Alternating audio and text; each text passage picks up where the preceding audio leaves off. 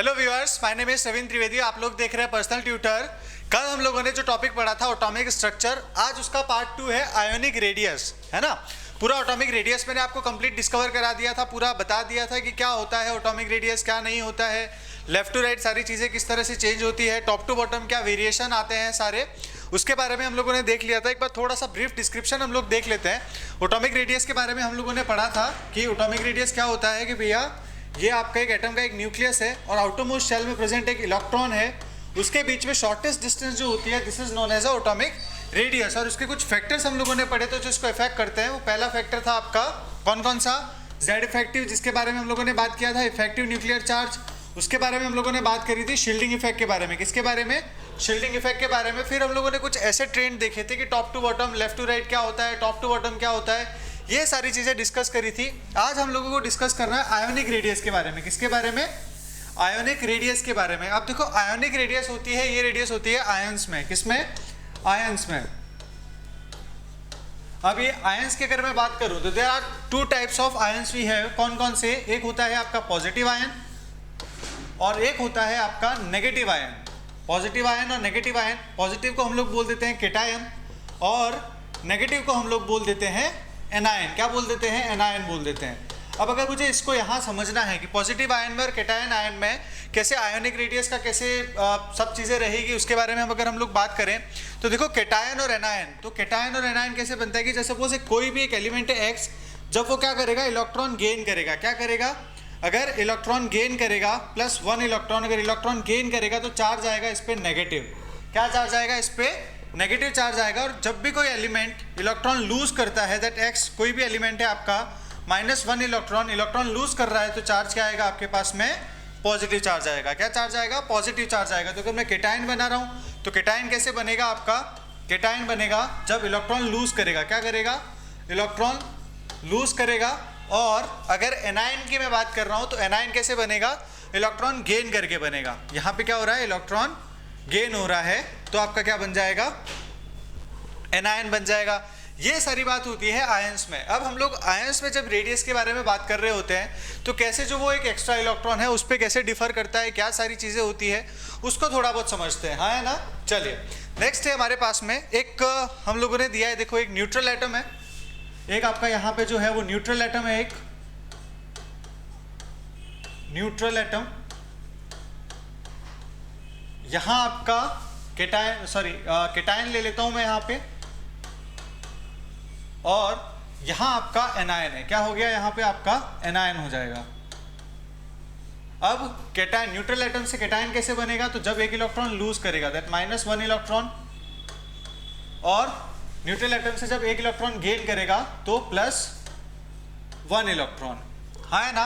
अब जब सपोज सिर्फ समझाने के लिए मैं आपको एक बात कर रहा हूँ, देखो यहाँ पे क्या होगा कि न्यूट्रल एटम है, तो अगर किसी का एटॉमिक नंबर 10 है, दैट जो Z जो है किसी एटॉम का Z = 10 दे रखा है, जस्ट समझाने के लिए, एक्चुअली नियॉन होता है उसमें इस तरह से बात करना कि Z = 10 है तो नंबर ऑफ इलेक्ट्रॉन्स भी कितने रहेंगे? 10 रहेंगे, और नंबर ऑफ प्रोटॉन भी 10। दैट अगर Z है आपका न्यूट्रल एटम है तो नंबर ऑफ इलेक्ट्रॉन इसमें रहेंगे 10, नंबर ऑफ प्रोटॉन रहेंगे आपके पास में 10। और अगर केटायन है तो क्या होगा? देखो Z है तो यहाँ पे क्या होगा? नंबर ऑफ इलेक्ट्रॉन तो हो जाएंगे आपके पास में 9 और नंबर ऑफ प्रोटॉन हो जाएंगे आपके पास में 10, हाँ या ना। अब दूसरी तरफ अगर मैं देखूँ, एनायन में देखूँ तो देखो नंबर ऑफ प्रोटॉन हो जाएंगे आपके पास में 10 और नंबर ऑफ इलेक्ट्रॉन हो जाएंगे 11। कितने हो जाएंगे? Number of electron will B 11, हाँ या ना। अब ये तो बात होगी, सारी इन चीज़ों के बारे में हम लोगों ने देख लिया कि नंबर ऑफ इलेक्ट्रॉन इतने हैं, number of electron, number of proton, इस तरह से बात कर रहे हैं। अब देखो मैं एक काम कर रहा हूँ कि जैसे अगर ये न्यूट्रल एटम है, अगर ये न्यूट्रल एटम है आपका, न्यूट्रल एटम है तो देखो कैसा होगा कि यहाँ पे आपका ये न्यूक्लियस हो जाएगा और ये फर्स्ट शेल और सेकंड शेल और 10th वाला इलेक्ट्रॉन जैसे सपोज यहाँ कहीं होगा, है ना, यहाँ कहीं होगा। अब 10th वाला इलेक्ट्रॉन, और यहाँ पे अगर मैं केटायन की बात कर रहा हूँ तो देखो क्या हो जाएगा, ये फर्स्ट शेल और ये सेकंड शेल, इसमें बात कर रहा हूँ तो 9th वाला इलेक्ट्रॉन, 10th वाला अगर इलेक्ट्रॉन यहाँ कहीं है तो 9th वाला इलेक्ट्रॉन उससे इधर ही होगा, न्यूक्लियस की तरफ। क्यों होगा? क्योंकि 9th वाले इलेक्ट्रॉन पे जो न्यूक्लियस की वजह से जो आपका फोर्स ऑफ अट्रैक्शन, जिसको हम लोग क्या बोल देते थे? Z इफेक्टिव बोलते थे। क्या बोल रहे थे? Z इफेक्टिव बोल रहे थे, वो ज़्यादा होगा इस कंपैरेटिवली 9th वाले इलेक्ट्रॉन पे 10th के कंपैरिजन में। यहाँ पे 10th वाला इलेक्ट्रॉन और यहाँ पे फिर से वही सेम, क्योंकि number of nucleus, number of proton same है, तो यहाँ पे ये 10th वाला इलेक्ट्रॉन तो 11th वाला इलेक्ट्रॉन यहाँ कहीं होगा, और यहाँ ये डिस्टेंस हो गई उसके साथ में। तो देखो अगर आप देख पा रहे होंगे कि अगर एटम अगर सेम है ना, एक्स जो है वो आपका सेम एटम होना चाहिए, एक्स जो है वो सेम एटम है, तो उस कंडीशन में क्या होगा कि जो नेगेटिव आयन जो है, मतलब पॉजिटिव आयन जो है, उसमें जेड फैक्टर की वैल्यू, जेड फैक्टर की वैल्यू जो है वो किसमें, केटायन में बहुत ज़्यादा रहेगी। केटायन में जेड फैक्टर बहुत ज़्यादा रहेगा, किससे, न्यूट्रल एटम से, किससे, न्यूट्रल एटम से। उसके बाद में न्यूट्रल से कम किसमें रहेगा, एनायन में। किसमें रहेगा, नेगेटिवली चार्ज में। किसमें रहेगा, ये एनायन में। देखो पहले बात कर रहे हैं हम लोग जेड इफेक्टिव के बारे में कि केटायन में सबसे ज़्यादा, क्योंकि देखो 10 प्रोटॉन है और 9 इलेक्ट्रॉन है, न्यूट्रल में उससे कम 10 प्रोटॉन 10 इलेक्ट्रॉन, क्योंकि 10 प्रोटॉन मिलके 10वें इलेक्ट्रॉन को अट्रैक्ट कर रहे होंगे। एनायन की अगर मैं बात कर रहा हूँ तो देखो 10 प्रोटॉन मिलके 11 इलेक्ट्रॉन, मतलब 11वें इलेक्ट्रॉन को अपनी तरफ अट्रैक्ट कर रहे होंगे। तो उस कंडीशन में क्या होगा कि आपका जो जेड इफेक्टिव जो है वो केटायन में सबसे ज़्यादा, फिर न्यूट्रल में, फिर एनायन में। तो अगर मैं आयोनिक रेडियस की बात कर रहा हूँ, किसके बारे में बात करूँगा, तो आयोनिक रेडियस जो होगी यहाँ पे, आयोनिक रेडियस जो होगी वो सबसे ज़्यादा हो जाएगी आपकी, सबसे ज़्यादा आयोनिक रेडियस हो जाएगी आपकी किसकी, एनायन की। किसकी हो जाएगी, एनायन की, जिसमें जेड इफेक्टिव सबसे कम, उसमें आयोनिक रेडियस सबसे ज़्यादा, एनायन की रेडियस सबसे ज़्यादा, उससे कम न्यूट्रल एटम की, न्यूट्रल एटम की, और सबसे कम जो होती है वो हो जाएगी आपके केटायन की, है ना।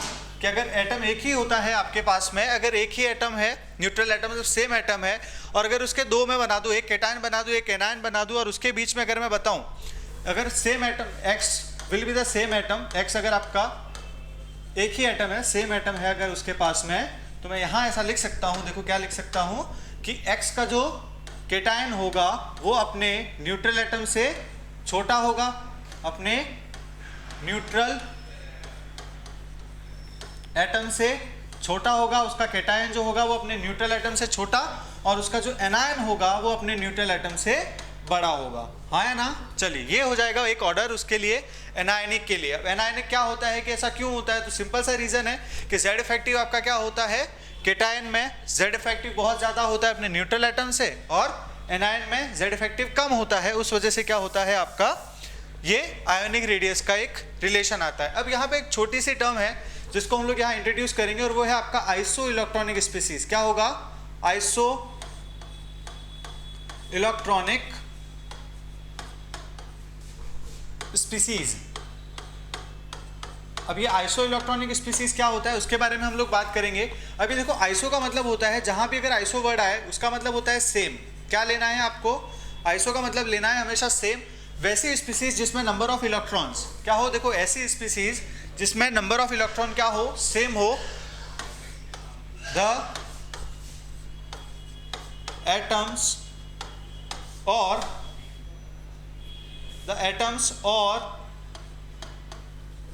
ions which have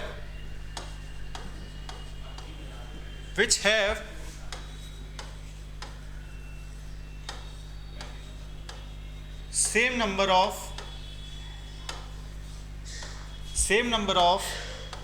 electrons। अगर वो स्पीसीज जिसमें नंबर ऑफ इलेक्ट्रॉन क्या होंगे, आपके नंबर ऑफ इलेक्ट्रॉन अगर सेम होंगे, तो वैसी स्पीसीज को हम लोग क्या बोल देते हैं, आइसो इलेक्ट्रॉनिक स्पीसीज बोल देते हैं, है ना। तो आइसो इलेक्ट्रॉनिक स्पीसीज में अब कौन कौन सी स्पीसीज आती है, जैसे देखते हैं, देखो नाइट्रोजन के बारे में, यहाँ पे N-3, F-, O-2, S-2, Cl-, Na+, Ca+2, S-2 तो लिख लिया अपन ने। यहाँ मैं नियॉन लिख लेता हूँ, है ना। यहाँ आपका लिख लेता हूँ मैं आर्गन। अब इसमें अगर मुझे नंबर ऑफ इलेक्ट्रॉन्स और प्रोटॉन कैलकुलेट करने हो, सिंपल सी एक बात है, जैसे 10th क्लास में हम लोग करते थे कि number of electron proton calculate करना हो, तो एक बार हम लोग उसको देख लेते हैं कि कैसे इलेक्ट्रॉन प्रोटॉन हम लोग कैलकुलेट करते हैं।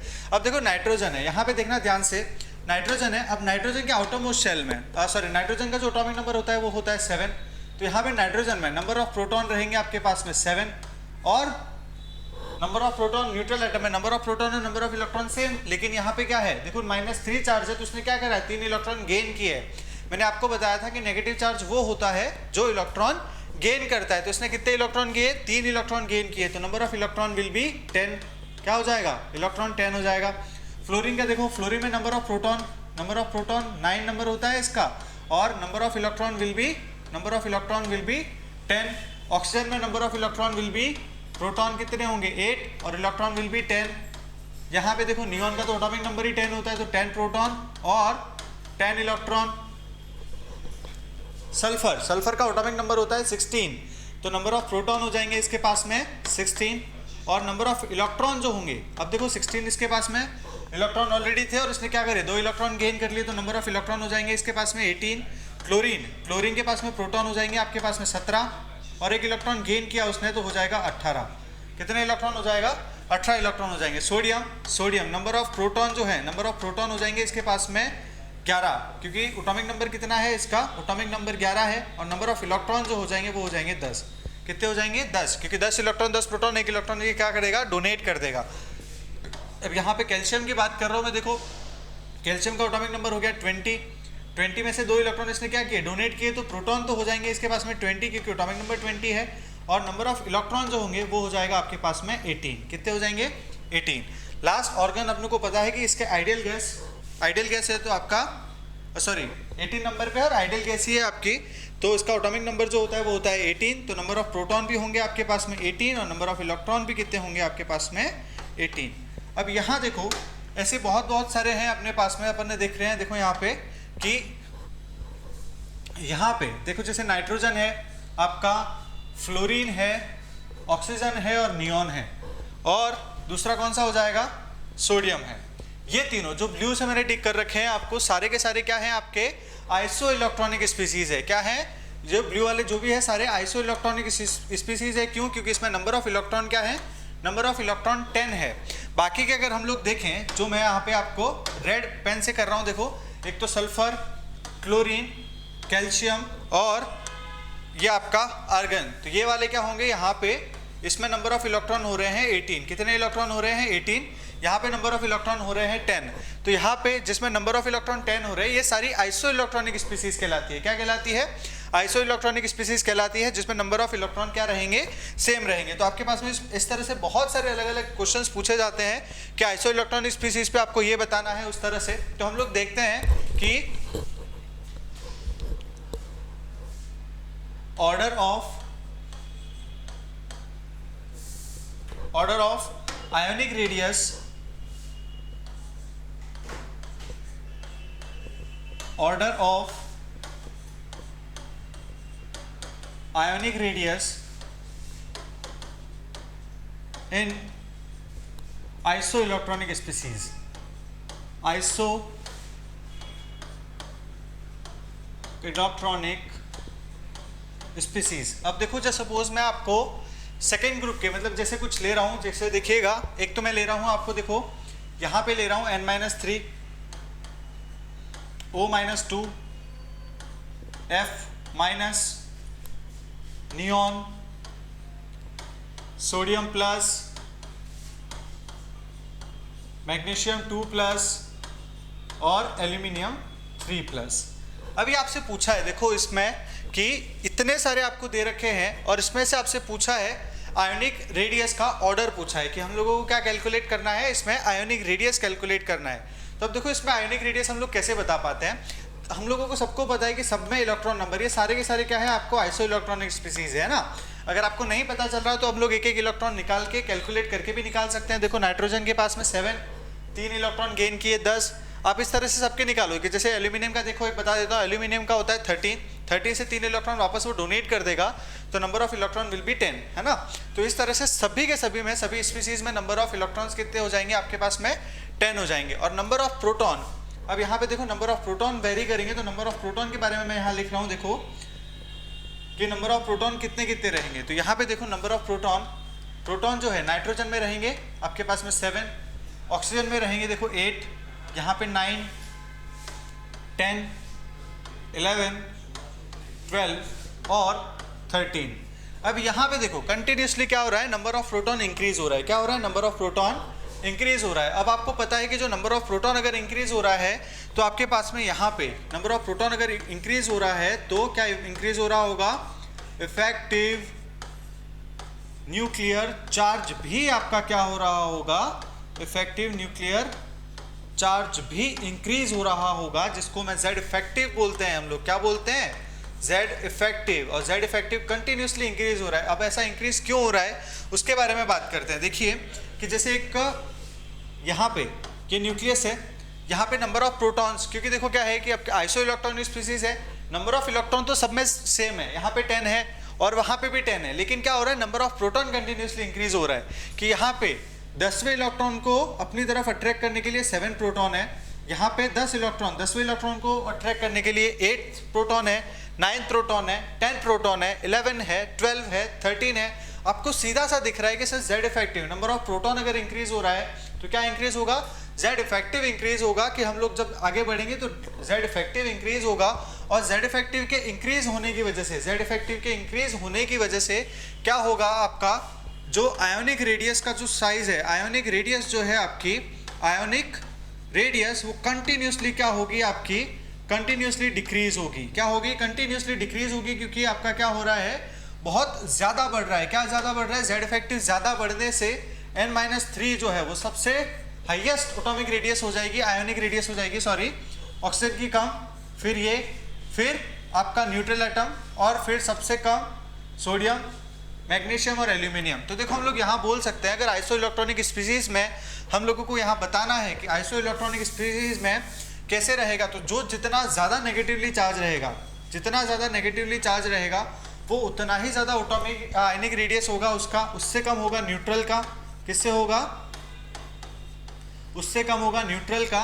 और सबसे कम जो एटॉमिक रेडियस होती है वो होती है एटॉमिक रेडियस आपकी पॉजिटिव की, मतलब जितना ज़्यादा पॉजिटिव होगा उतना ज़्यादा उसका आयोनिक रेडियस कम होगा, जितना ज़्यादा पॉजिटिव होगा उतना ज़्यादा आयोनिक रेडियस उसका कम होगा। क्यों होगा, यहाँ लिख लेते हैं अपन लोग, Z effective continuously increases, Z effective continuously क्या होगा, यहाँ हम लोग बढ़ेंगे तो जेड इफेक्टिव इंक्रीज होगा, और जेड इफेक्टिव के बढ़ने से आयोनिक रेडियस, जेड इफेक्टिव के बढ़ने से ये जो आयोनिक रेडियस जो है वो आयोनिक रेडियस कंटिन्यूसली क्या होगा, डिक्रीज होगा, है ना। इसमें जेड इफेक्टिव सबसे कम, आयोनिक रेडियस सबसे ज़्यादा, किसमें, नेगेटिव आयन में, उससे कम न्यूट्रल में, और सबसे कम किसमें होगी, पॉजिटिव आयन में, है ना। तो देखो कुछ इस तरह के एग्जांपल्स हैं जिसमें हम लोग बता पाते हैं, लेकिन अपने को ये भी देखना है कि जैसे अगर इसके लिए कंडीशन ये है कि आइसो इलेक्ट्रॉनिक स्पीसीज होना चाहिए। जैसे सपोज देखो एक एनसीईआरटी में क्वेश्चन दे रखा है, एनसीईआरटी में क्वेश्चन दे रखा है आपको कि ये दे रखा है, देखो दो, एक तो Mg2+ दे रखा है, that find out the lowest, एक क्वेश्चन है आपका बहुत अच्छा सा एनसीईआरटी में कि ये दे रखा है आपको, एक दे रखा है Mg एंड दूसरा दे रखा है Mg2+, है ना, और दूसरा दे रखा है आपको एल्यूमिनियम और एल्यूमिनियम 3+, क्या दे रखा है, एल्यूमिनियम 3+, और पूछा है दैट, क्या पूछा है आपसे, which of the following, which of the following has lowest and highest atomic radius. आपसे क्या पूछा है, which of the following has the lowest and highest atomic radii. अब देखो हम लोगों को पहले कंपेयर करना है, क्या कंपेयर करना है कि देखो यहाँ आता है आपका मैग्नीशियम और यहाँ आता है आपका एल्यूमिनियम। अब मैग्नीशियम और एल्यूमिनियम आपका कौन से ग्रुप के अंदर आ रहे हैं, कौन से पीरियड के अंदर आ रहे हैं, थर्ड पीरियड के अंदर आ रहे हैं। कौन से पीरियड के अंदर आ रहे हैं, थर्ड पीरियड के अंदर आ रहे हैं। और हम लोगों को पता है, क्या पता है, दैट लेफ्ट टू राइट हम लोग जब मूव करते हैं तो क्या होता है, एटॉमिक रेडियस कंटिन्यूसली क्या होता है आपका, डिक्रीज होता है। लेफ्ट टू राइट बढ़ते हैं हम लोग, तो लेफ्ट टू राइट अगर बढ़ते हैं तो एटॉमिक रेडियस डिक्रीज हो रहा है, तो उस कंडीशन में मैग्नीशियम और एल्यूमिनियम में ज़्यादा एटॉमिक रेडियस किसका होगा, नो डाउट आपका मैग्नीशियम का जो एटॉमिक रेडियस होगा वो ज़्यादा होगा, हाँ या ना। अब आपको पता होना चाहिए कि अगर मैग्नीशियम से 2 इलेक्ट्रॉन निकाल दूँ, दैट -2 इलेक्ट्रॉन, तो क्या बनेगा आपका Mg2+ बनेगा। क्या बनेगा, Mg2+ बनेगा, Mg2+। और एल्यूमिनियम से क्या बनेगा, एल्यूमिनियम से +2, सॉरी, एल्यूमिनियम से जब मैं 3 इलेक्ट्रॉन निकाल दूं, क्या कर दूं, एल्यूमिनियम से अगर मैं 3 इलेक्ट्रॉन निकाल दूंगा तो एल्यूमिनियम पे +3 आ जाएगा। क्या आ जाएगा, एल्यूमिनियम पे +3 आ जाएगा। तो देखो सबसे लार्जेस्ट जो है वो आपका, या फिर हाईएस्ट जो आयोनिक रेडियस जो रहेगी, हाईएस्ट आयोनिक रेडियस रहेगी आपकी मैग्नीशियम की, और जो सबसे कम आयोनिक रेडियस रहेगी वो रहेगी आपकी एल्यूमिनियम की। एल्यूमिनियम की क्यों, देखो मैग्नीशियम से उसका आयन छोटा और एल्यूमिनियम से उसका पॉजिटिव आयन छोटा, तो सबसे ज़्यादा हो जाएगी मैग्नीशियम की और सबसे कम हो जाएगी एल्यूमिनियम की, है ना। इस तरह के बहुत सारे क्वेश्चंस अपन लोगों को सॉल्व करने हैं। तो नेक्स्ट क्लासेस में हम लोग बात करेंगे कि किस तरह से अलग अलग एटॉमिक रेडियस से क्वेश्चन आ रखे हैं, कैसे हम लोग उसका ऑर्डर बनाते हैं, किस तरह से सॉल्व करते हैं। आई होप आप लोगों को ये क्लास पसंद आई हो। क्लास को लाइक करें, अपने दोस्तों के साथ ज़्यादा से ज़्यादा शेयर करें और प्लीज़ पर्सनल ट्यूटर को सब्सक्राइब करना ना भूलें। Thank you so much.